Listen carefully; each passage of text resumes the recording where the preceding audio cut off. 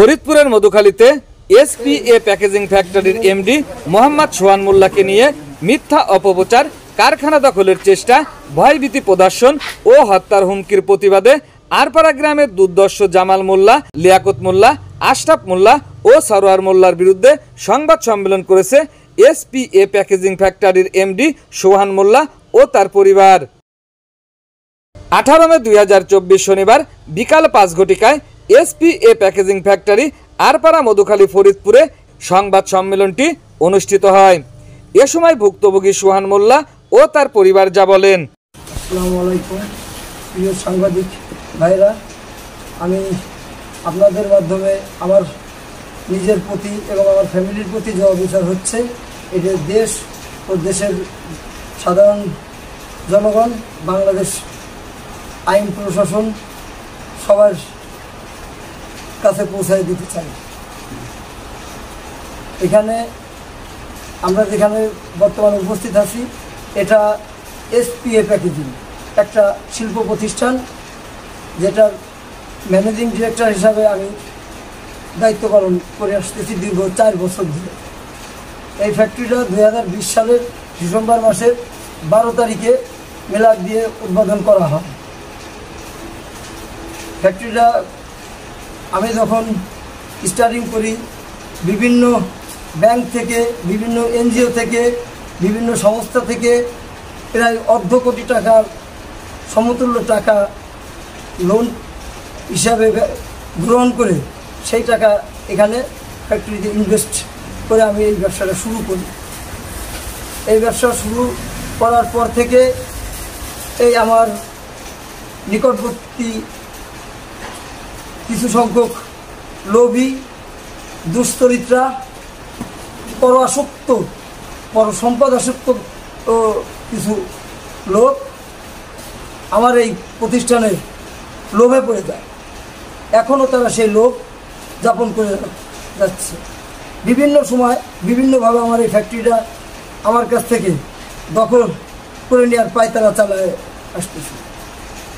এদের মধ্যে সবথেকে যে বেশি প্রথমত যে লিড দিয়ে যাচ্ছে সে হচ্ছে জামাল হোসেন মোল্লা, তাকে সহযোগিতা করতেছে লিয়াকত হোসেন মোল্লা, তার সহযোগী আশরাফ হোসেন মোল্লা, এবং এদের সাকল্য সহযোগী হিসাবে যোগদান করছে সরোয়ার হোসেন মোল্লা, যিনি বিভিন্ন সময় বিভিন্ন ধরনের নাটক করতে অভ্যস্ত। আমার মনে হয় তিনি যদি ভালো একজন অভিনেতা চেয়ারে বসে, সেটাও তিনি পারফেক্ট হন, সেটা সে পারবে। আমার এই ফ্যাক্টরি করার শুরু থেকে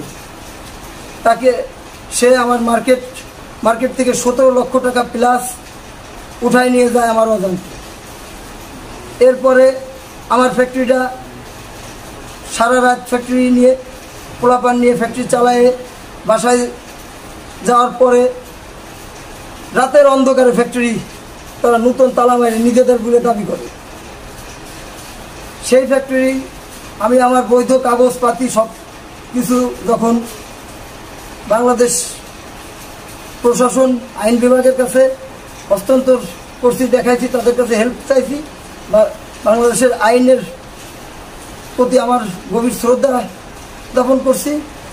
আইন তার নিজস্ব গতিতে চলে আমার ফ্যাক্টরিটা আমার হাতে হস্তান্তর করে দিছে। আমি যখন লিগালিটিতে সব কিছুতে লিগাল, আমার ফ্যাক্টরি আমার হাতে আইন হস্তান্তর করে দিছে।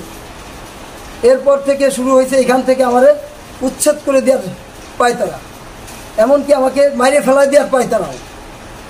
বিভিন্ন সময় বিভিন্নভাবে আমাকে মানে জীবনোত্তরে দুনিয়া থেকে সরাই দেওয়ার পায়তারাও চালানো হয়েছে।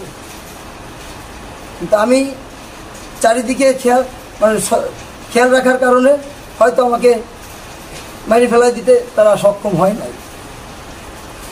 আমার চলমান রানিং ফ্যাক্টরি থেকে ফ্যাক্টরি ওয়ার্কারদের মারধর করে তারা বের করে দিয়ে পুনরায় গত সোমবার আবারও দখল করার জন্য পায়তারি করছে। শুধু এতটুকু করে তারা ক্ষান্ত না, তারা যখন কোনোভাবে আমার কাছ থেকে আমার ফ্যাক্টরিটা নিতে পারে না, তখন এই ফ্যাক্টরির আশেপাশে যারা বসবাস করে তাদেরকে বিভিন্ন সময়ে বিভিন্নভাবে তাদের হাতে পায়ে ধরে তাদের বিভিন্নভাবে মগজ ধুলাই করে আমার এগেনস্টে একটা অপপ্রচার চালানোর প্রচেষ্টা তারা অনবরত বহমান। আমি দেশ ও দেশের জনগণের নিকট একটা ক্ষুদ্র কথা উত্থাপন করতে চাই। আমার এই ফ্যাক্টরিটা 1,28,00,000 টাকায় বর্তমান ইনভেস্ট ভ্যালু। আমি 1,28,00,000 টাকার একটা ফ্যাক্টরি করে আসলে কি এই ফ্যাক্টরিতে গাঁজা অথবা অন্য ধরনের কোনো মাদক চোরাচালানি করা সম্ভব কিনা? একটা 1.5 কোটি টাকার ফ্যাক্টরির মালিক তার ফ্যাক্টরি বন্ধ রেখে সে কি গাঁজার ব্যবসা করতে পারে? আর এই অপপ্রচারগুলো যে দুষ্কৃতির লোকজনগুলো করতেছে, এরা কি আজও কখনো কোনো সুষ্ঠু এভিডেন্স কাউকে দেখাইতে পারছে? যাদের কাছে বারবার বলতেছে, হাতে পায়ে ধরে মগজ ধুলাই করতেছে, এদেরকে কেউ কি কোনো কিছু দেখাইতে পারছে? আমার আর প্রায় ইউনিয়নের মধ্যে কেউ কি আমার কোনোদিন একটা সিগারেট খাওয়া দেখছে? গাঁজা বা অন্য অন্য মাদক দ্রব্য দূরে থাক, তারপরেও তারা আমার বিরুদ্ধে অপপ্রচারগুলো চালাই দিচ্ছে। আচ্ছা, আমি কি বাংলাদেশ সরকারের থেকে উচ্চ লেভেলের লোক? বাংলাদেশ পুলিশ বা বাংলাদেশ আইন কি আমার কথায় চলে? আমি যদি মাদকের সাথে জড়িত থাকবো, আমি যদি অবৈধ কোনো কর্মকাণ্ডের সাথে জড়িত থাকবো, বাংলাদেশ প্রশাসন এত দুর্বল যে আমি এত অনৈতিক কর্মকাণ্ড করে যাব, বাংলাদেশ প্রশাসন আমাকে ধরতে পারবে না? বাংলাদেশ প্রশাসন কি এত দুর্বল? আপনারা আপনাদের সাধারণ জ্ঞান থেকে নিজেদের জ্ঞানের কথা একবার প্রশ্ন করে দেখবেন যে 1.5 কোটি টাকার একটা প্রতিষ্ঠানের মালিক সে কি গাঁজার ব্যবসা করবে? আর সে যদি গাঁজার ব্যবসায় করে থাকবে, তাহলে বাংলাদেশ প্রশাসন কি এত দুর্বল যে তাকে ছাড় দিবে? তাহলে এত দুর্বল হইলে হয়তো ক্যাসিনোর সম্রাটও ধরা পড়তো না, ওল্ড অ্যান্ড চাইল্ড কেয়ারের মিল্টন সমাদরও ধরা পড়তো না। আমি তো সাধারণ একটা নগণ্য ব্যক্তি। আমি আমার এই প্রতিষ্ঠান থেকে গত 4 বছরে 40 বার কামারখালী বাজারে গেছি কিনা, কামারখালী বাজারে কোনো দোকানদার এই 4 বছর 40 বার আমার ফেস দেখছে কিনা কেউ বলতে পারবে না। প্রচার করছে, এরা আমার কারখানা অটোমেটিকলি একবার দখল করে নেওয়ার পায়তারা করছে। ফ্যাক্টরিতে তালা মেরে তালা ধোলা দিছে। জি, কারণ ফ্যাক্টরি তারা নিয়ে নেবে, ফ্যাক্টরি তাদের দাবি করছে। ঠিক আছে, আমার ছেলে বহুত সাধনা এবং বহুত কষ্ট করে এই ফ্যাক্টরি দাঁড় করাইছে বহুত লোন নিয়ে, এনজিওর লোন, ব্যাংকের লোন, এই সমস্ত লোন নিয়ে। সেই লোনে সে কিছু কেস কাছারিও খাইছি, সেসব টাকাও আমরা পরিশোধ করছি। এমত অবস্থায় আমার ভাইরা এই ফ্যাক্টরি দখল করার জন্য বারবার পায়তারা করেছে এবং তারা দীর্ঘদিন ধরে পরীক্ষা খাওয়ার জন্যই, শুধু আমাদেরই তা না, আরও অনেক জায়গায় তারা এরকম পরের সম্পদ খাওয়ার জন্য খুব লালায়িত। এবং আমার এক ভাই পরের এক বউ বাইকে নিয়ে বিয়ে করছে টাকা পয়সা নিয়ে, এই লোভের কারণে। সে টাকা পয়সা পুরো গেছে, এখন চাকরি নাই, বরাত নয়, ঢাকা দাদাবরের মতো বেড়ায়, 2-3টে ফ্যামিলি, 10-12টা খানেলা, ওনার চলে কীভাবে? উনি এইটা ভাইয়ের সাথে যোগাযোগ করে ভাইরাও তার সাথে ইন্ধন দিয়েছে, আজকে বারবার দখল করার চেষ্টা করছে, ইনশাল্লাহ দখল করতেই পারে নাই। আইন আমাদের সঙ্গে থাকিছে, আমরাও শান্তশিষ্ট বা ভদ্রভাবে মানুষের সমাজে উঠা বসা করছি, কথাবার্তা বলছি, মত বিনিময় করছি, তারা আমাদের সহযোগিতা করছে, আইন আমাদের পাশে থেকে সহযোগিতা করতে পারে নাই। 2 বছর ক্ষান্ত ছিল, নতুন করে আবার এখন শুরু করেছি। তা আমি আমার ওই দেশের জনগণ এবং আইন সংস্থার কাছে আমার অনুরোধ এবং দাবি যে এই বিশাল বিপদ থেকে এই ঝামেলা থেকে যাতে আমি একটু মুক্ত থাকতে পারি, আমার ছেলে যাতে সুষ্ঠুভাবেই ফ্যাক্টরিটা পরিচালনা করতে পারে লোকজন নিয়ে, সেই দাবি। এরপর তারা বাড়ি বাড়ি যেয়ে কিছু শ্রমিকের বাড়ি যেয়ে হুমকি দিছে, তাদের কেসে জুলবে, মাদক কেসে, অমুক কেসে, এই সমস্ত হুমকি দিয়েছে। আমার কাছেও তারা আইসি, আমি তাদের বাড়ি যেয়ে মত বিনিময় করছি। তাদের আমি বলছি না, তোমরা কাজ করো, বিপদে আমি আসি, টাকা লাগুক, পয়সা লাগুক, তোমাদের একটা পয়সা লাগবে দেবো না। সেই মতো অবস্থায় তারা আবার কিছু কিছু লোক এসে এই ফ্যাক্টরিতে কাজ করতেছে। সবার কাছে আমি সুষ্ঠু বিচার চাই। এই বিচারে, সুষ্ঠু বিচারে আমার যা হয় আমি সেটাই মেনে নেব। আমি আশা করি দুর্বল নাই, আমি বাপের সম্পত্তির উপরেই আমার ছেলে এটা করেছে, এর ভিতরে কোনো ঘাটতিও নাই, গাপলাও নাই। আর আমি এখান থেকে 2-1% জমু বেশি দাবি করি নেই। আমি কাগজ অনুযায়ী যা পাইছি আমার সেই রীতি মাপিয়ে দিয়েছে। ভুল ভ্রান্তি থাকলে তারা আবারও মাফিয়ে দিয়ে কাজটা সরানো হয়, আমার তাতেও আপত্তি নাই। কিন্তু এই সমস্ত ইসি চালাবে, বারবার এসে এইটা দখল, ওইটা দখল, লোক আমরা না থাকলে লোকজনের ঘাট ধরে বের করে দেবার চাবে, মারধর করবে, এই থেকে আমরা পরিত্রাণ চাই। এই জামাল মোল্লার সাথে আপনাদের সম্পর্কটা কি? সম্পর্ক ভাই ছিল, এখন তো ও যখন আসে কিছু টাকা পয়সা নিয়ে এটা করবার আসে, তখন ভাইরা আমারও ভাই ছিল বলতে কি আপনার ভাই কিনা সেটা? হ্যাঁ, আমার ভাই, আপন ভাই। আপন ভাই।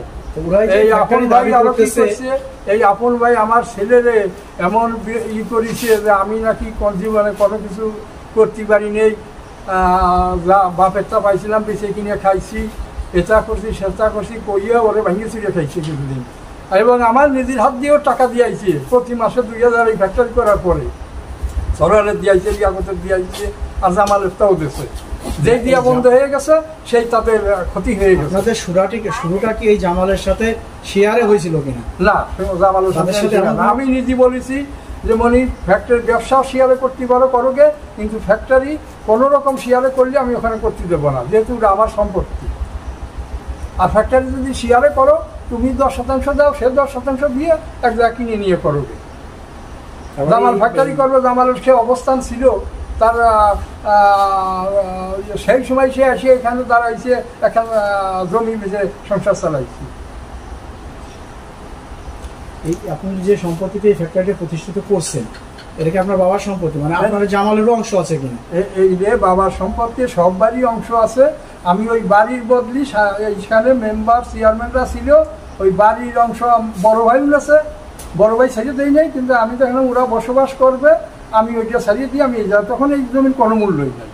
আমি এটা আপনার অংশ? হ্যাঁ, এটা আপনারে দিচ্ছি। হ্যাঁ, আমারও দিচ্ছি। আমি সোহানের আম্মু বলতেছি আপনাদের কাছে, আমার একটা ছেলে, আমার এর কোনো দ্বিতীয় কোনো হাত দেওয়ার কোনো কেউই নাই। জানি যে হাত দিবি ওরে, তা একমাত্র আল্লাহ ছাড়া কেউই নাই। আর এখন বাবা তোমরাই আসো, ওরা যাতে ওর সুস্থ মতো ঠান্ডা মাথায় এখানে থাকতে পারে, ওর নিরাপত্তাটা আমি চাই।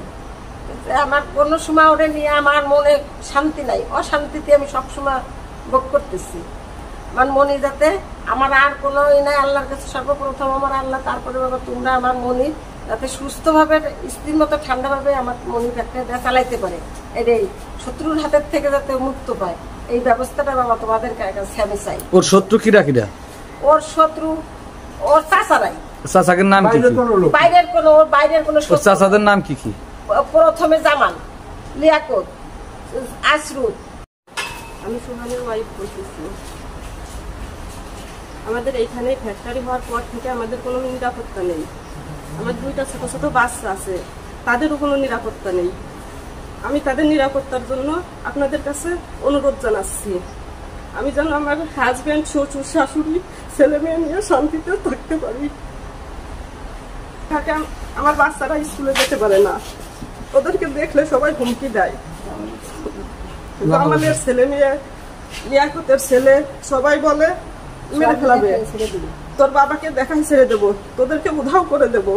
এইগুলো যেন না হয় সেই ব্যবস্থা আপনারা করে দিন, এটাই আপনাদের কাছে আমার অনুরোধ, যেন আমার ছেলে মেয়ে শান্তিতে থাকতে পারে।